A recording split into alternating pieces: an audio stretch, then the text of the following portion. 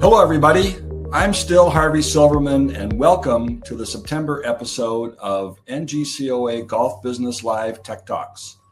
We've got a great one today, kind of like always, and we hope you take a look because this is going after we're discussing more about tee times, and it's timely because of the upcoming Tee Time Summit happening in Frisco, Texas on October 13th. It is an invitation-only event, but if you are listening and are curious and want to be part of the Tee Time Summit, I invite you to contact me. You can send me an email at harvey@silverbackgolf.com. So I welcome today the co-founder of Golf District, Josh Segal. Josh, welcome to NGCOA Golf Business Live Tech Talks. Thank you for having me, Harvey. It's good to see you, and know that you've got a recent addition to your family, and hope everybody is healthy. Congratulations, Mazel Tov on that. And you're growing just as you're hoping to grow the golf business. So that's pretty cool. Good timing. Thank you. I have two girls now, and some people say the third girl, you get sent to heaven. So we may have to try again. Okay. Are you thinking, though, that maybe you want a boy with the next one? You know, just who knows? As long as they're healthy. Right. Okay. So like I said, I've taken a look at Golf District, and it's interesting because there's a lot of activity and changes going on in the Tee Time business. That's why we have organized the Tee Time Summit in October and these changes are happening rapidly. There's third parties who are saying that they're going to try to make it easier for golfers to find and reserve tee times. My position on that has been, look, last year there were 450 million public rounds of golf being played. Seems like most golfers have figured out how to get tee times, but still there are ways that they could be done maybe easier. There are third parties who are scraping tee times off of websites using bots. I heard yesterday that one GMS company has blocked somebody from that bot infiltrating their courses tee times. And I think that possibly other systems might or will do the same. And again, it's a topic of discussion at the Tee Time Summit. But yours is different. You've taken a totally different route, I think. And I want you to explain this, how you got to where you are today. What was your thinking, and what is it that people can expect if they contact you and want to learn more about Golf District? Great. And you hit on a few really good points and issues that we certainly set out to solve for in the golf industry. So my background is I have a hospitality background at Cornell. I played college football, so I didn't get into golf until later in college. I started the company with my co-founders and team a few years ago. We went to market a year ago. We've been live for a year. But obviously golf has been in the uptrend for demand over the last decade, and it's certainly a shot in the arm during COVID. The NGF is reporting, the latest stat we saw was 59% of public golf courses are at or near capacity. So you have supply and demand that is caught up in golf, similar to what you're seeing in other verticals like event ticketing, sports, and other perishable goods. So when the supply and demand curve catches up, you see a lot of issues prop up in these legacy systems. So no-shows, as is obviously a billion-dollar problem in the golf industry. How do you mitigate against rain checks? And then tee sheet abuse, as you noted. So people booking times through third-party applications, or the third-party application will book inventory, and if they can't sell it, they drop back on the books. So we took a model very similar to what is used outside of golf, and if it's good enough for the best sports brands outside of golf, why isn't it good enough for golf? So what we built is we took, with a lot of inspiration in those outside economies, and we took that and tailored it for the golf course operator and owner. with integrity built at every way. So we're not a third-party application. We give the tools for the golf course to make the decisions and have that experience on their website, put in a prepaid non-refundable policy. And if you shift the risk from the golf course to the golfer, you think it's bad for the consumers, but actually what's happening is when they know they can't make it, that behavior shifts and they put it back on the market as soon as possible. And you've now created a moment of access for another golfer.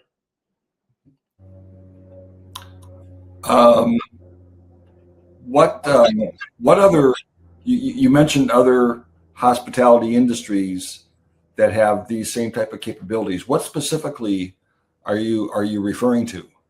Well, hospitality stretches, from all verticals where there's service involved. So the event ticketing space is hospitality, right? Mm-hmm. You're serving a customer at an event for a great experience. There is nefarious actors when you look at the restaurant industry. So they've cracked down on that. And there are actually tools that they're giving to the restaurants to control the inventory. But we view the golf industry more similar to events and outdoor events, right? You know your fixed cost. It's 4 rounds of golf, and that inventory is going to expire on the date of play. So your system then, again, is built around prepaid golf, at least to a certain extent. I mean, well, what you created requires prepaid golf. It's interesting because as part of the Tee Time Summit research, we've done a nationwide golfer survey, and a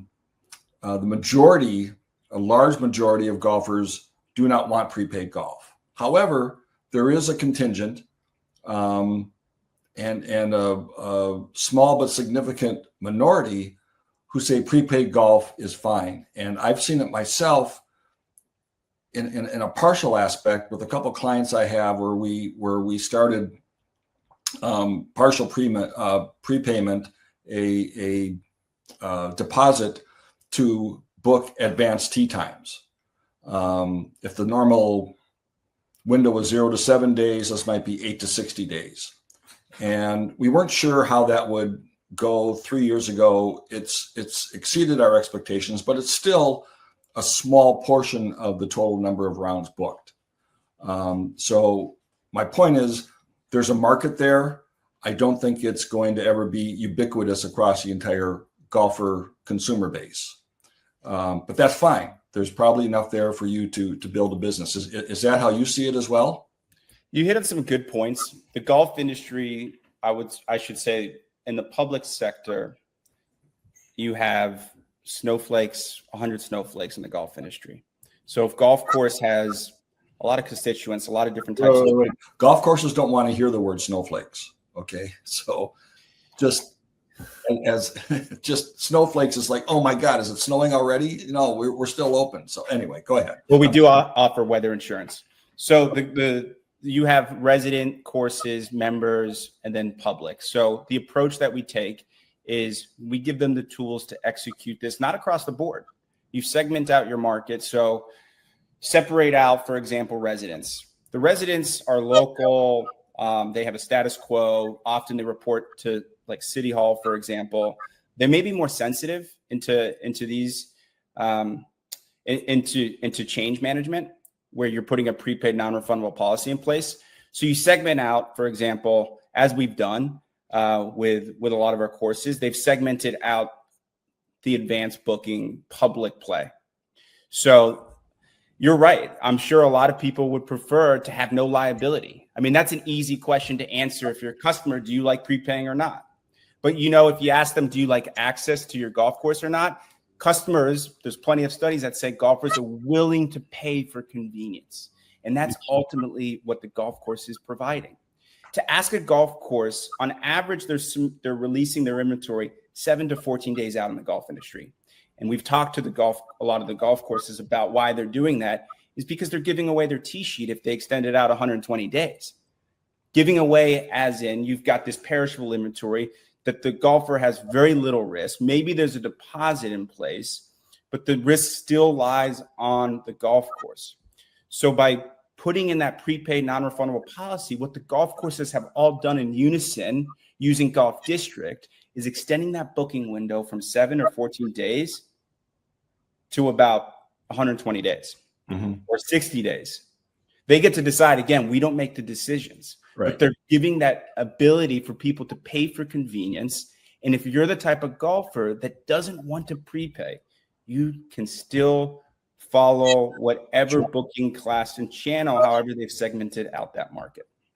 Yeah, I've modeled this after what Southwest Airlines created back in 2012 or 2013 with their early bird check-in, where for a fee you could pay at the time you bought your ticket and not have to sit there at your computer 24 hours in advance to hit the button to make sure you don't end up in the C group. And that first year that Southwest Airlines introduced that, they created $33 million in incremental revenue that they didn't have before. It was big, and it's changed now because they're going to assign seating and things like that. But that was a huge revenue driver. And when I looked at that, I thought, okay, they've given people a choice. You can pay for that convenience, pay for the fact that you might be in a business meeting and you can't get to your computer 24 hours in advance, and you don't want to sit in the C group, which means a middle seat in the back of the plane, or not. And that's what I first thought of when I thought about creating this idea of prepaid advanced booking. So you're kind of following along with the same logic, and I like that. So in order for a course to implement your software, do we call it software? Is there a different term for that, or software is certainly appropriate? Okay, so to implement your software, first it has to, I assume it integrates with various golf management systems, correct? Correct. Which ones right now? We're very fortunate to have a really good community of tee sheets in the golf industry. We've had 5 to date that we're interoperable with. So what that means, as you know, Harvey, is that we've augmented on top of the tee sheet technology where they don't need to rip out what they're using today to set their booking classes, price out their inventory. They'll set their rate for the Golf District distribution. They control that rate 100% in their control. And that's what the golfer, that's what gets pulled into the booking engine. So then when somebody is booking on so what I've seen on a website, I believe this was Encinitas Ranch, they had 2 booking buttons, just the regular 0 to 7 days, and Golf District labeled as such for 8 to whatever number of days. Is that the typical setup on a website? That's a really good example. We like to talk about Encinitas Ranch because Encinitas Ranch is a very conservative course. It's a resident course where a lot of residents book. They're at probably 98% utilization the day that the times are released. So in the case of a resident course where they also have a members JC Rewards program, you and they would kill me for getting these numbers wrong, but let's call it 50% is non-pure public golfer. When you have 98% utilization and a lot of folks don't fall into that public golfer segment, how do you create a safe environment for the residents and your members? How do you protect that? So Encinitas Ranch took the step of protecting them through the tools we gave them, which is they only released 1 time an hour. So you could only buy 1 time an hour, prepaid, non-refundable, in advance Golf District. Okay. So the 2 buttons you're referring to is the 0 to 7 day window, and then the advanced booking Golf District, which is prepaid, non-refundable. So when somebody uses your button to reserve a tee time, that information and that customer data is flowing right back to the tee sheet just like it would on the other button, correct? Exactly. The golf course owns their data. You can use Google or Facebook or LinkedIn OAuth to sign in. When they're signing in for the first time, or they've signed in with Google elsewhere in their lives, that information data is actually flowing back to the tee sheet, so that golf course has all the customer information that is collected. So, their phone number, their email, their name, there's no holding back of data. So you are not, as opposed to some other third-party providers, you are not collecting any customer data. Well, we certainly are like any platform. There's certain customer experience that we do to support the golf course. For example, if someone calls, we're contacting the customer. So it's not like we have no visibility to that information, but it's all in the ownership of the golf course being shared with the golf course. Okay, so I buy a tee time, let's say it's in Encinitas Ranch or any of your other courses, 60 days out, and something changes and I want to give back or resell that tee time. How does that happen for a golfer? It's a great question. We have built what is very similar to all the other platforms that our customers in the golf industry are using, which is frictionless. And that means education along every step of the way of the process, whether it's, before they purchase, the terms of service are very clear. The policy set, which is prepaid, non-refundable. And if you can't make it, you can list it. When they purchase it, the confirmation emails, there's all clear education.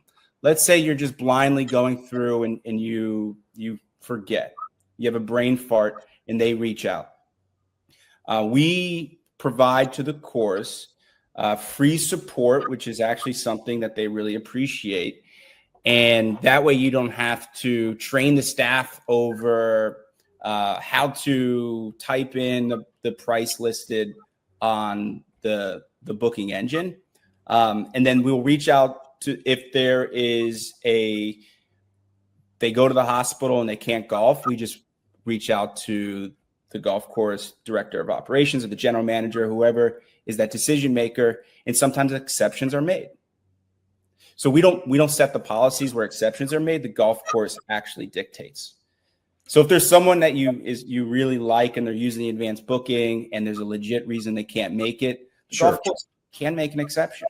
Yeah, they can use their discretion. But if I want to resell that tee time, is it like StubHub where I can set my own price? I mean, if I bought it for $100 a person, can I sell it for $500 a person? It's very easy to describe like StubHub and just the general what you just described. The difference is the operator has more control. So as the operator, you can set price floors and price ceilings. Okay. So that means they can't list it for $10, even though they made 100% of their revenue on the greens fee. They can't list it for $10 to maintain price integrity. Or you can set ceilings. Let's say you want to remove the liability and the risk to ensure that there's not phantom inventory disappearing from your tee sheets and that gets back on the market. Maybe you don't want huge price discovery. Maybe you don't want someone spending $3,000 on Father's Day. So you can set price ceilings, and that's all set by the course. Nobody has done that to date, but they all have the ability. Do you have the capability then of protecting against a nefarious third party who might, having some money behind them, go in and buy a whole bunch of tee times across a number of different days or months, and then turn around and try to resell them for whatever profit is available if it's course controlled, but otherwise those tee times could disappear, and obviously that nefarious third party would lose the money, but that wouldn't be their intent. It's an excellent question. And through the price ceilings, for example, you'd stop someone from being able to substantially benefit on that arbitrage opportunity. The sheer paywall put in place stops the black market in its tracks. So if you think about Bethpage, for example, what has been going on with the city of LA, if they had a paywall set into place, prepaid, non-refundable, but now you're giving the outlet for someone to liquidate their time if they can't make it. The black market would have to go through the golf course and can no longer make money off the golf course's back. And to take a step forward, and because we actually split our revenue on the secondary market, where there are some small fees in the secondary market, we split that 50-50 with the golf course owner operator. So they've made their money up front, and many golf courses actually have told us that they would love nothing more than to be on a beach somewhere, selling a year's worth of inventory. There's no risk, and that happens. There are certainly operators that simply would put a price ceiling in, and they just want to eliminate the black market and no-shows, and then make it so nobody can try to take advantage of that specific, we're not going to call it snowflake, but that's specific segmentations of the market. So is the golfer then paying a service fee just like they would selling their tickets on StubHub or Ticketmaster? When the greens fees is originally purchased, that first golfer, there is not that same StubHub type fee put in. On the secondary market, there is a fee buyer seller that's baked in. We don't do drip pricing. If you're familiar with drip pricing, so California has already made it an illegal practice. We went ahead before the whole country enacted it. Similar to what you see at Airbnb, where you get dropped with cleaning fees towards the end. We show it all as one price to the golfer to eliminate that friction, and it's dynamically priced. So, and what I mean by dynamically priced is that for certain golf courses, you can adjust it, in a much lower amount. For example, call it 5%. So if it's a $50 greens fee, it's going to be a lower service fee than a $100 greens fee. Correct. Those are the types of practices that you can, on a course by course basis, make the decision to do. And we've had these conversations with people. Okay. So the golfer's paying a service fee as part of his prepaid purchase of a greens fee. Is that how you make your money then? Is that your business plan is creating that revenue from that service fee? It's going to take time, ultimately, for that real maturity of the market on the secondary to evolve into a real significant material revenue stream for the golf course. But ultimately, that's what we're trying to bring. It's no cost to answer your question for the golf course to use Golf District. We don't have a monthly or annual fee.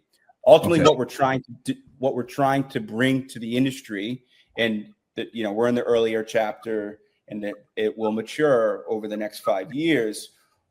We've looked at the numbers outside of golf, and this is a multi-billion dollar accretive revenue stream that we're trying to bring. If you have a golf course that has let's call it Southern California, 70,000 to 100,000 rounds of golf, and they're all sold out. As an owner operator, and you own your business, or let's say just weekends are sold out, how do you create more inventory? Well, this is actually a way where you create more revenue opportunities on the tee time side. So does that answer your question? Yeah, it does. Can people order and prepay more than just the greens fee with Golf District? Or have you developed any other purchase opportunities like rental clubs and golf balls and things like that? Excellent question. So at checkout, there's a few things that they can add on to their cart. They can buy weather insurance, prepaid, non-refundable. When you're traveling to a place like Hawaii, you don't want a rain check. You're probably not going to go back so soon after your first honeymoon. So we've partnered with Sensible Weather. We were the first major platform to do it, I believe, in golf. We did this over a year and a half ago, and it works great. So a golfer buys insurance just like they would on any other prepaid site where that friction is lowered. At checkout, we offer the golfer or the golf course to offer rentals to that golfer. And what we're finding is that more people are renting clubs because they know before they make their logistical plans that they can rent golf clubs. We allow the golf course to sell merchandise, range balls. What we found out is when you have prepaid, non-refundable payments made by the golfer, it's out of sight, out of mind by the time they show up on the golf course. And what we're seeing and experiencing across the industry and within Golf District is that golfers are spending more, up to 20%, by the time they show up the day of play, because they have a full wallet, basically, where it's out of sight, out of mind. And this is the same playbook, Harvey, in the same trends that we saw in other verticals. Sure. Hotels, airlines. I mean, they all have those capabilities, and correct. Creating incremental revenue. So that's interesting. So when somebody is buying that tee time and maybe buying those other things, who are they paying at that time of purchase? We are paying out to golf courses on a daily basis. Okay. So but they are paying Golf District, right? It's not necessarily, no. It's using a payment processor that is now shooting out the flow of funds to multiple parties. So the golf course is through, without getting the nitty gritty of payment processing, it's sending it out to the golf course on a daily basis. Okay. And so so does that require Golf District to be PCI compliant? I mean, do you have compliance? Oh, 100%. Okay. There's nothing that we do that isn't PCI compliant. Okay. All right, good. I'm curious about the weather, because there was a recent announcement about another company that has partnered with Sensible Weather with weather insurance. And I'm kind of a weather geek. I was kind of at the forefront with Pellucid when they first introduced their weather capabilities and golf playable hours. So my question is, who determines if weather canceled the round? Is it the golfer? Is it the golf course? Is it some algorithm that says, hey, the weather was so bad that day that we know you couldn't play, so we're going to pay you your insurance? Who's making that determination? So the way that Sensible Weather operates the flow is it's all automated.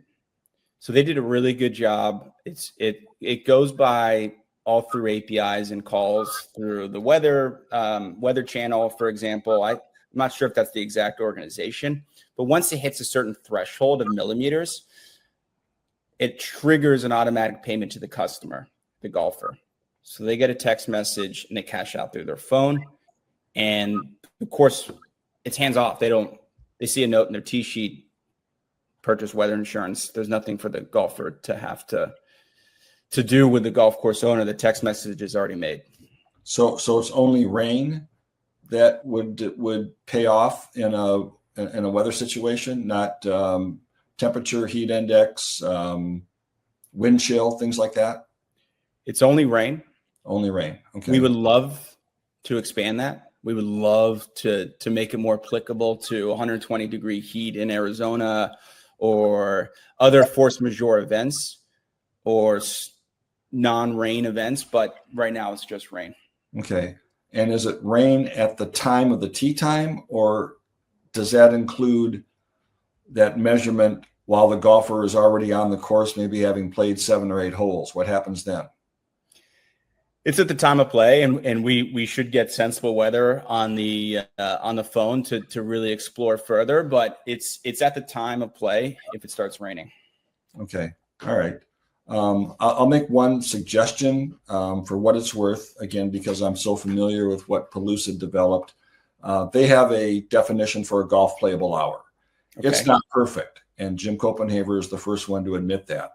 But it does create a standard. And it's got 13 or 14 different elements to it, obviously including rain, but high temperature, low temperature, heat index, wind could be a factor, and that golf playable hour works on a national basis.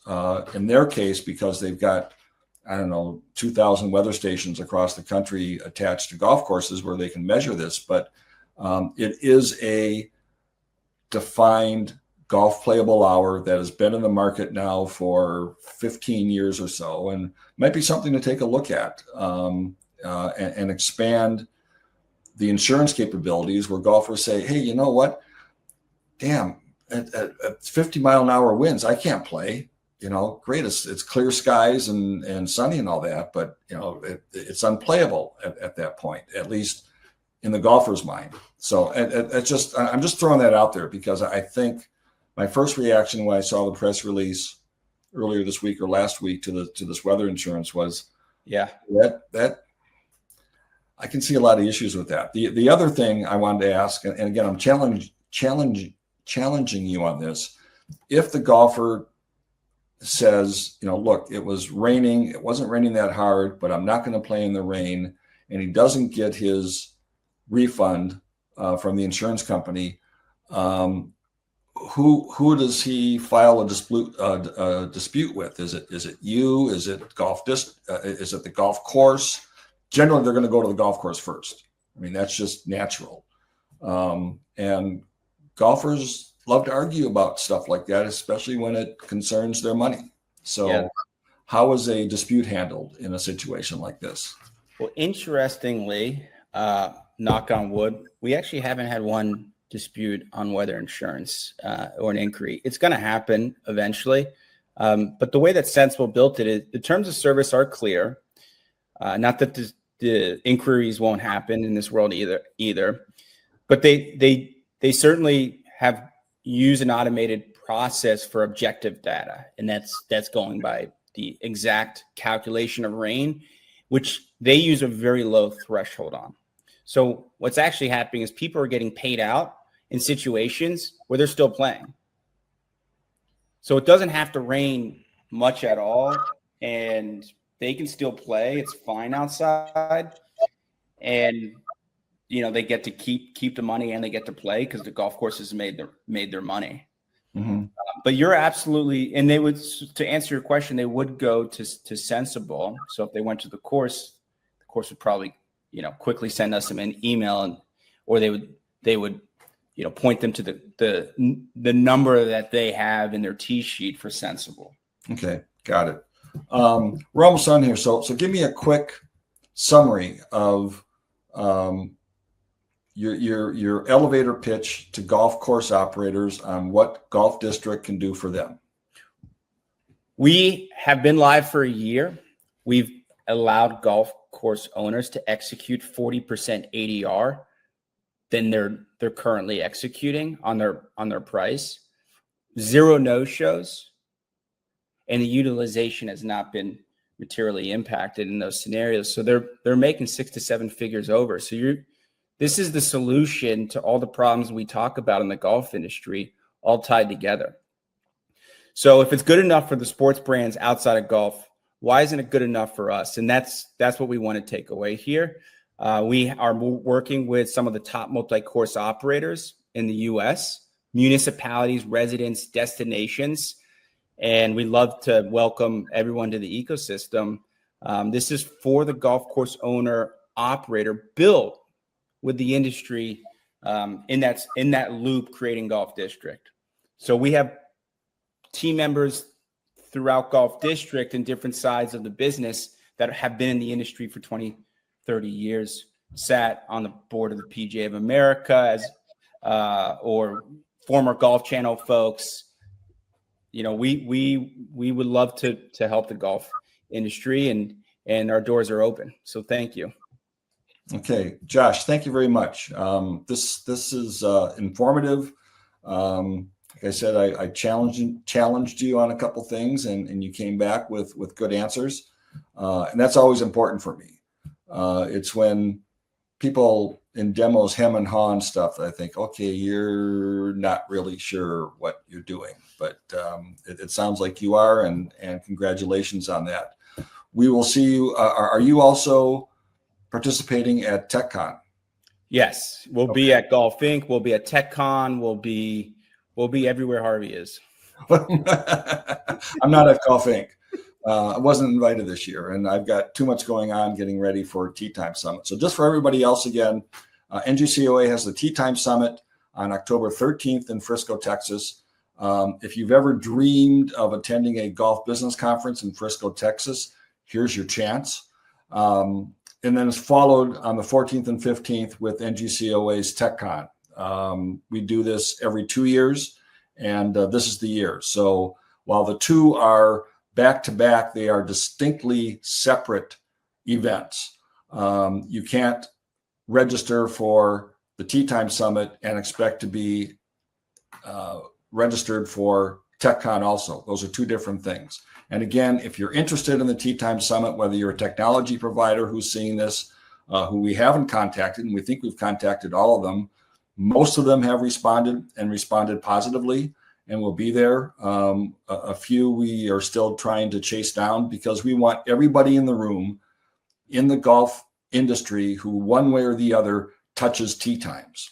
That's why Golf District is there. That's why you'll see other third parties there.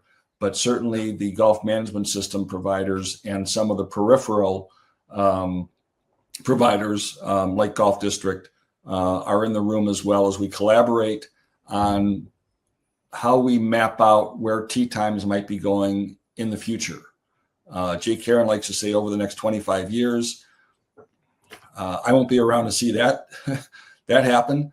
But considering that we're now 30 years into online tee times becoming more publicly available, it was time for us to do this. So we have the Tea Time Summit, we have TechCon. They're both shown on the NGCOA website. The Tea Time Summit has a /TTS if you want more information on it, but you can certainly contact me. Josh is going to be there. As well as at TechCon, and wish you good luck with this because I think it's something that I think some of these other third parties might be thinking, damn, why didn't I think of this? So we'll see how it all works out. Again, thanks everybody, and take care and fill up those tee times.